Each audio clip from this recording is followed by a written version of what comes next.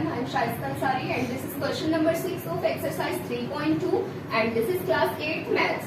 So in this question it is given what is the minimum interior angle possible for a regular polygon and why. यहाँ पर इस question में हमसे मालूम किया गया है कि किसी भी एक रेगुलर पॉलीगन में मिनिमम इंटीरियर एंगल कौन सा किस मेजरमेंट का पॉसिबल है एंड वो क्यों पॉसिबल है। जैसे कि रेगुलर पॉलीगन है लाइक दिस इज ट्राइंगल। अब यहाँ ट्राइंगल क्यों लिया है बिकॉज यहाँ मिनिमम की बात हो रही है एंड मिनिमम साइड्स का जो एक पॉलीगन है वो ट्राइंगल है एंड इससे मिनिमम साइड्स में हम कोई भी पॉलीगन ड्रॉ नहीं कर सकते।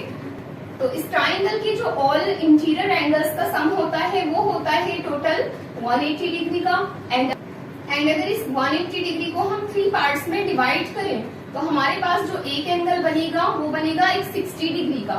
दैट्स मीन अगर हम यहाँ 60 डिग्री का एक एंगल बनाए तो हमारे पास एक रेगुलर पॉलीगन आ जाएगा। बट क्या ये 60 डिग्री एक मिनिमम इंटीरियर एंगल है? इस चीज को कुछ अदर एग्जांपल्स के थ्रू यहाँ पर चेक करते हैं। एंड यहाँ पर मैंने लिया है एक स्क्वायर एंड स्क्वायर के अंदर होती है 4 साइड्स। तो स्क्वायर के जो ऑल इंटीरियर एंगल्स का सम होता है वो होता है 360 डिग्री। अब यहाँ पर हम चेक आउट करते हैं कि ये जो 360 डिग्री है जब ये ऑल एंगल्स का सम है तो 1 बाय 1 एंगल की मेजरमेंट यहाँ कितनी होगी। तो इस स्क्वायर के अंदर है टोटल 4 एंगल्स तो फिर एक एंगल की जो मेजरमेंट होगी वो कितनी होगी, वो होगी 90 डिग्री। तो जैसे हमने 3 साइड्स का पॉलीगन लिया तो हमारे पास मेजरमेंट भी कम आई एंड जैसे हमने मोर साइड्स का यहाँ पॉलीगन लिया तो उसके वन इंटीरियर एंगल की जो मेजरमेंट आई वो ज्यादा आई।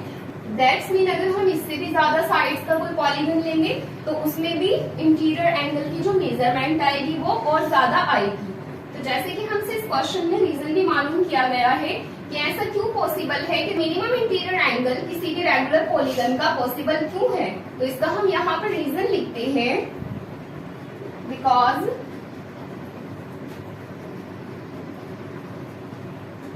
We can't make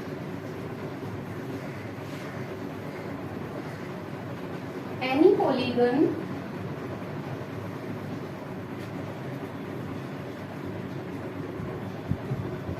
less than 3 sides।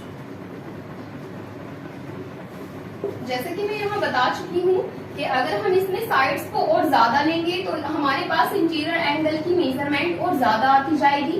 But हमें चाहिए यहाँ पर कोई minimum interior angle and minimum interior angle हमें तभी मिल सकता है जब हम एक ट्राइंगल की बात करें। So this was the answer of this question and now let's come to the next part and in the next part what is the maximum exterior angle possible for regular polygon. यहाँ पर हमसे मालूम किया गया है कि किसी भी रेगुलर पॉलीगन का मैक्सिमम एक्सटीरियर एंगल क्या पॉसिबल है। तो यहाँ पर भी हम बताएंगे कि एक मैक्सिमम एक्सटीरियर एंगल, यहाँ जो बात की जा रही है वो मैक्सिमम एक्सटीरियर एंगल की जा रही है। पहले हम इसमें भी ट्राई करेंगे ट्राइंगल से। जैसे कि हमारे पास है यहाँ पर एक ट्राइंगल एंड इस ट्राइंगल में अगर हम एक एक्सटीरियर एंगल ड्रॉ करें तो हमारे पास इंटीरियर एंगल जितना कम का आएगा उतना ही ज्यादा का हमें एक एक्सटीरियर एंगल मिलेगा। एक इंटीरियर एंड एक एक्सटीरियर एंगल का दोनों का जो सम होता है वो टोटल 180 डिग्री का होता है एंड इस 180 डिग्री में से अगर हम इसका एक इंटीरियर एंगल निकालें तो हमें इसका एक एक्सटीरियर एंगल मिल जाएगा। एंड यहाँ बिकॉज रेगुलर पॉलीगन की बात की जा रही है तो पहले हम इस ट्राइंगल के बारे में बात करेंगे एंड उसके बाद इस 4 साइड्स के पॉलीगन के बारे में भी बात करेंगे। तो पहले ट्राइंगल में देख लेते हैं। इसका एक्सटीरियर एंगल निकालने के लिए पहले हमें इसके इंटीरियर एंगल का पता होना चाहिए। एक रेगुलर ट्राइंगल के जो इंटीरियर एंगल का मेजरमेंट होता है वो 60 डिग्री होता है बिकॉज ऑल इंटीरियर एंगल्स का जो सम होगा वो 180 डिग्री का होगा टोटल एंड 180 डिग्री का जब टोटल होगा तो उसको 3 पार्ट्स में जब हम डिवाइड करेंगे दैट्स मीन हमें इसका एक इंटीरियर एंगल 60 डिग्री का मिल जाएगा। एंड अगर हमें इसका एक इंटीरियर एंगल 60 डिग्री का मिल चुका है तो एक इंटीरियर एंड एक एक्सटीरियर एंगल का जो सम होगा वो टोटल 180 डिग्री का होगा। दैट्स मीन यहाँ पर इसमें जो इस एक्सटीरियर एंगल की मेजरमेंट आएगी वो 120 आएगी। तो यहाँ पर हम देख सकते हैं कि इस रेगुलर पॉलीगन के अंदर हमें जो एक एक्सटीरियर एंगल मिला है वो 120 डिग्री का मिला है एंड अब बात करते हैं इस स्क्वायर में, तो यहाँ पर स्क्वायर में यहाँ एक स्ट्रेट लाइन पर ये 2 एंगल्स बन रहे हैं, तो इसका एक इंटीरियर एंगल भी 90 डिग्री का होगा एंड ऑल्सो इसका जो एक्सटीरियर एंगल मिला हमें वो भी 90 डिग्री का ही मिला। अब यहाँ पर हम देख सकते हैं इसमें भी, यहाँ पर इस चीज को नोटिस कीजिए कि यहाँ जो ट्राइंगल हमने लिया उसमें 3 साइड्स थी एंड 3 साइड्स में एक एक्सटीरियर एंगल जो हमें मिला वो 120 डिग्री का मिला एंड जैसे हमने एक साइड को और एक्सटेंड किया तो यहाँ पर हमें एक एक्सटीरियर एंगल 90 डिग्री का मिला। मीन्स एक साइड को इंक्रीज करने से उसके एक्सटीरियर एंगल की जो वैल्यू है वो लेस होती जा रही है, बट क्वेश्चन में जो हमसे मालूम किया है तो वो ये मालूम किया है मैक्सिमम एक्सटीरियर एंगल के बारे में।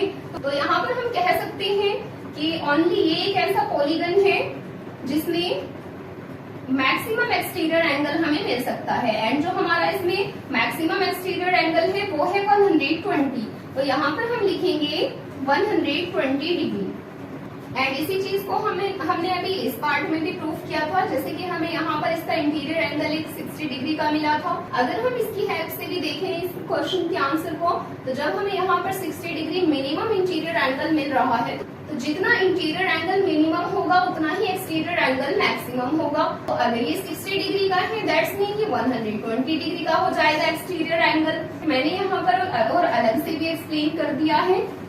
So this was the last question of this exercise. Now let's come to the next exercise.